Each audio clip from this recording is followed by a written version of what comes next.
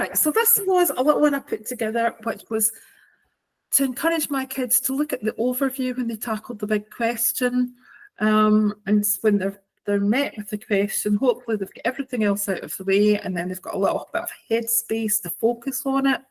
And first thing for them to think about is, what's their data structure that they're using here? We've got probably a 2D array or an array of records, possibly also with an array, as we saw from the overview of the big question, what had come up in it. Then look at the individual parts of the question. So there'll be multiple parts to it. And as they move through it, think about their algorithms that the question is basically wanting them to demonstrate their understanding of, and to show how they can apply that to the context of this question.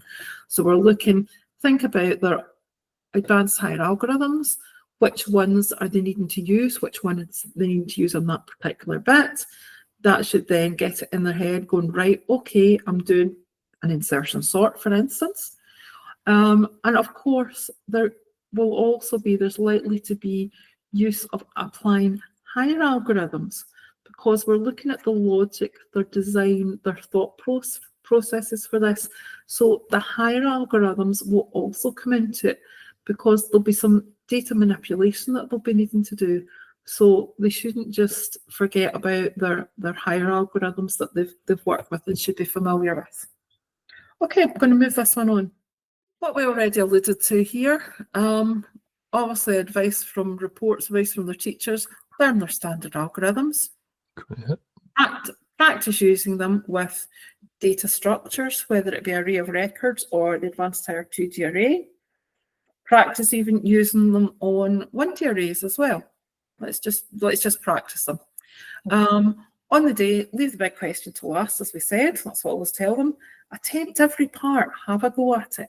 You want to access as many marks as possible. We're not looking for perfection here. We're looking for the logic and the thought process behind it for problem solving. And yeah, I did this in. Remember their dot notation for arrays of records.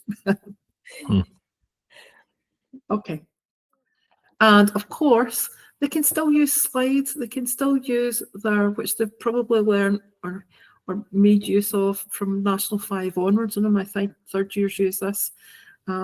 Sandra originally introduced this to me, and thanks to her for that, because I still use it, and I'm sure some colleagues do, and it's no bad thing. It can still be applied, even advanced higher, to help them step through as they go through their thought process and their logic.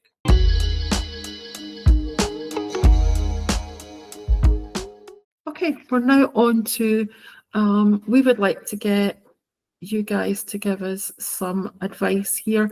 We're looking for, amongst other things, what advice do you pass on to your pupils? Because it's highly likely that colleagues, other people, that we all want to share on that. So we'd love if you could pass anything on in these post-its.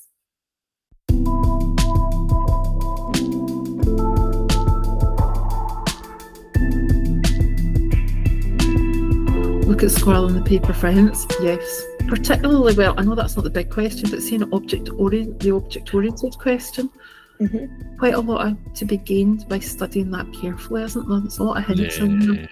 Yeah, definitely. And again, when we talk about object orientation, just to kind of go back to what Morag was mentioning, I think one of the issues is my hires, when they're doing an array of records in Python, they do it very much like they're setting up a class. But yet they can access that bit of information directly, and higher, they're just going straight into that bit of information. Then when you go into kind of advanced higher and you start teaching object oriented, you're like, no, you need to have you need to have your method to access that property. Yeah, you're using methods as well, not just the structure here. They keep forgetting that. They keep going directly for it, and I'm like, no, you need the method. And what really annoys me when they're doing the object orientation questions, a lot of times, like, the method's been set up for them. The names are there, and we just need the pupils to use the structure in the question. We're not asking you to invent a new structure. The structure and the method names, the property names. It's all there, so please study the class diagram. Yes, yeah, definitely.